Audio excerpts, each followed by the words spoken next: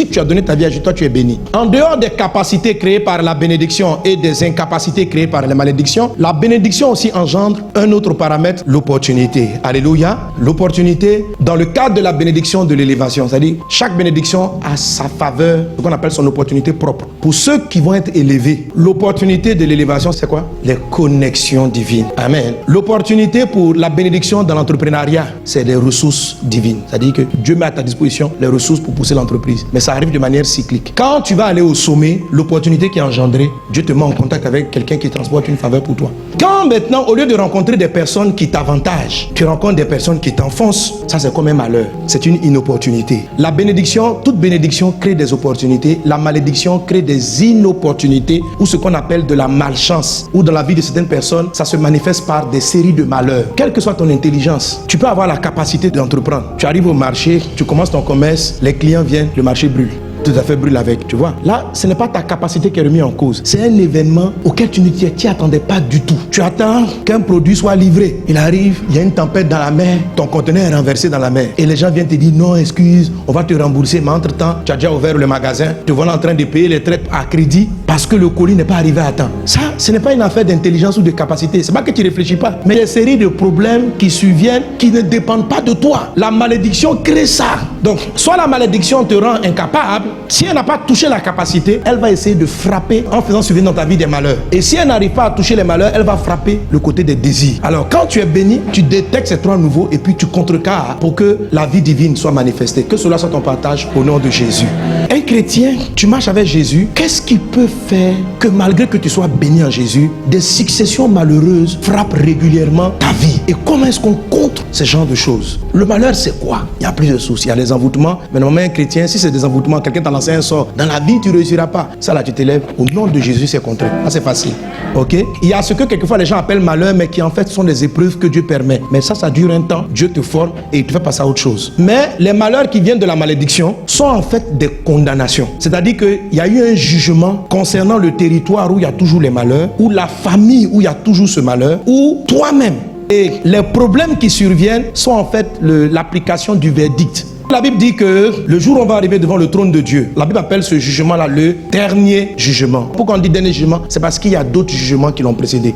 Et je vous assure, il y a très souvent dans le ciel des jugements à propos d'une ville, d'une région, d'une église, d'un groupe de personnes. Il y a des jugements. Il y a des jugements sur la vie de quelqu'un. Il y a des procès. Les procès sont très réguliers. La Bible pouvait dire, Satan, le diable a été vaincu, celui qui accusait devant notre Dieu, les frères, jour et nuit. Et il y a des procès qui finissent par une forme de condamnation. Regardez Pierre. Jésus vient dire, Pierre, Satan t'a réclamé pour te cribler. Mais j'ai prié pour toi. C'est un jugement sur lui. C'est pourquoi la Bible appelle le diable l'accusateur. Et la Bible dit que Jésus est notre avocat. Parce qu'il y a toujours un procès. Le malheur ou des accidents qui arrivent régulièrement dans des familles, ou des marchés qui brûlent, des entreprises qui tombent, il y a eu une condamnation. On ne sait pas pour quel problème. Mais une fois il y a eu un problème et une condamnation a été prononcée, que chaque fois qu'il y aura ceci, il se produira cela. Le verdict va varier d'une malédiction à une autre. Un même problème n'entraîne pas une même conséquence. Donc il existe des condamnations. C'est pourquoi Jésus-Christ est notre avocat. Alors, comment la bénédiction que tu as reçue, la vie que tu as reçue en Jésus traite avec cela? La première des choses, c'est que Romains chapitre 8 verset 1 dit ceci: il n'y a plus de condamnation. Faut croire ça d'abord. Alléluia. Il n'y a donc maintenant aucune condamnation pour ceux qui sont en Jésus. Alléluia. Il n'y a plus aucune condamnation. Donc, Jésus-Christ est mort. La mort de Christ à la croix, c'était notre condamnation. Ce que tes parents ont cumulé. Tous les procès. Comme David subissait un procès qui relevait du temps de Saül. Si par exemple, ton papa ou ton ami a été jugé, il y a ce genre de condamnation, des problèmes que les enfants héritent de leur père. Le terrain de ton papa est sous hypothèque. Il doit à la banque et il décède, il part. Toi, tu hérites les terrains. Qui peut payer la dette? C'est toi, tu vas payer. Tu n'hésites pas seulement de ton papa les bonnes choses. Tu hérites aussi les jugements qui sont contre sa vie. Tu hérites aussi de son passif. Et tu dois rembourser. Tu peux pas aller t'asseoir devant le banquier. Tu dis, banquier, juge, écoutez-moi, mon papa, le jour il est parti prendre la dette là, il m'a pas appelé. On ne s'est pas assis ensemble. Et je n'ai rien à voir avec ça. On lui a dit, bon, si c'est comme ça là, redonne-nous toutes les maisons de la famille, il faut nous donner. Il dit, mais pourquoi je vais vous donner? C'est mon héritage. On dit oui, mais dans l'héritage là, il y a le passif aussi. Vous voyez? Donc en fait, tu peux être en train de payer une dette, en train de résoudre une condamnation que tu n'as pas activée. Maintenant, quand Jésus-Christ arrive, il dit, il n'y a plus aucune, diablement aucune.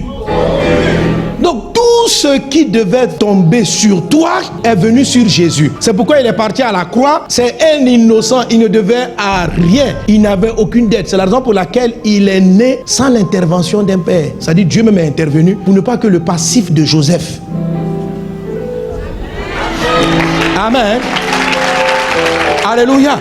Et il est arrivé pour être bien disposé pour prendre pour tout le monde. Et ce jour-là, Dieu même a dû le rejeter. Mais c'était pour que tu sois libéré. Donc, un chrétien né de nouveau n'est plus sous aucune condamnation. Il faut le croire. Il faut l'accepter. Ce sont des faits. Alors, il y a deux causes qui peuvent expliquer qu'un chrétien, malgré qu'il soit sincèrement converti, ressente à nouveau les effets d'une condamnation. La Bible nous dit deux grandes raisons peuvent expliquer cela. La première, c'est le manque de miséricorde. La deuxième raison, qu'on voit dans Galates chapitre 3 verset 10, c'est le fait de se mettre sous la juridiction de la loi. Ce sont les deux choses qui peuvent ramener une malédiction à avoir effet. Il dit car tous ceux qui s'attachent aux œuvres de la loi sont sous la malédiction. On n'a pas dit ils sont maudits. On ne peut pas maudire ce que Dieu a béni, mais ils sont sous.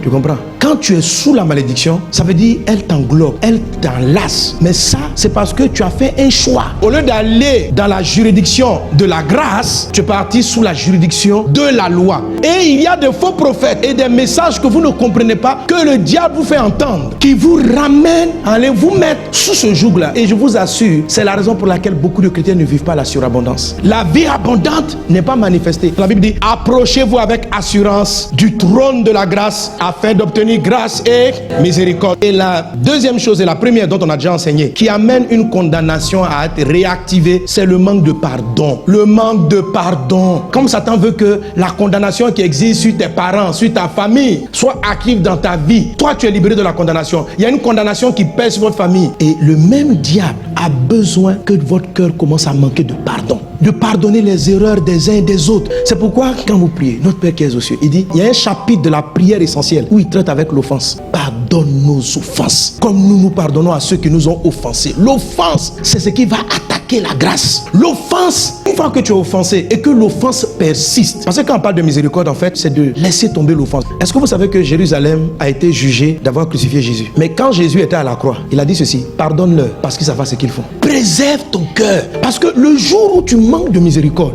la Bible dit, le jugement est sans miséricorde pour qui n'a pas fait miséricorde. Et il est dit, la miséricorde triomphe du jugement. Donc, comment on peut réactiver une condamnation? C'est par le fait de garder l'offense. Si tu gardes l'offense, tu peux réactiver le jugement. La voix que tu entends qui veut faire demeurer dans ton cœur l'offense, elle n'est pas de Dieu, ni même de toi.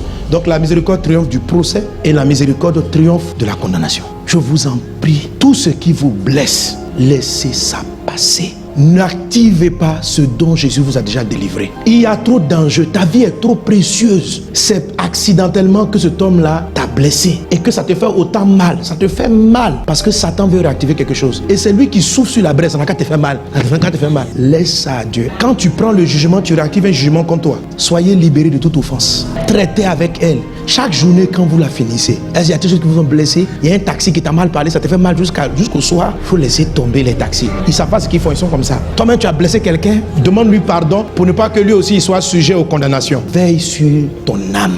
N'en veux à personne, pas seulement aux personnes, des fois c'est les choses même qui nous ont blessés. Le système, laisse ça tomber. Sois toujours en paix avec tout et Satan ne pourra te juger en rien, te condamner en rien, parce que en Jésus, il n'y a plus de condamnation. C'est comme ça tu vas arrêter et les malheurs ne te frapperont pas. Tout dépend de toi. C'est toi qui choisis si tu laisses le malheur continuer ou si tu laisses l'œuvre de Jésus. Si tu laisses l'œuvre de Jésus continuer ou si tu réactives quelque chose qui était censé avoir disparu de ta vie. La balle est dans ton camp. Choisis la vie afin que tu vives. Choisis le pardon. Choisis de régler tous tes conflits. Choisis de faire l'essentiel. Quand le conflit n'est pas réglable, par exemple la personne est là, la personne t'a blessé, elle s'est même bébé, elle est partie. Toi, ce qu'il faut faire disparaître le plus, c'est l'offense. Bien sûr, si elle vient te demander pardon, tu vas lui pardonner. Mais des fois, la personne ne sait même pas pour venir même te présenter des excuses. Donc, ne dis pas, je ne peux pas laisser tant qu'elle n'est pas venue me demander pardon. Non, non, non, on peut lâcher la douleur. Ceux à qui Jésus a dit pardonne-leur parce qu'ils ne savent pas ce qu'ils font. Est-ce qu'ils étaient en train de se repentir? Ils n'ont pas demandé à Jésus pardon. Ils étaient contents. Il dit tuez-le, tuez-le, tuez-le. Et puis il dit faut laisser Seigneur, faut laisser.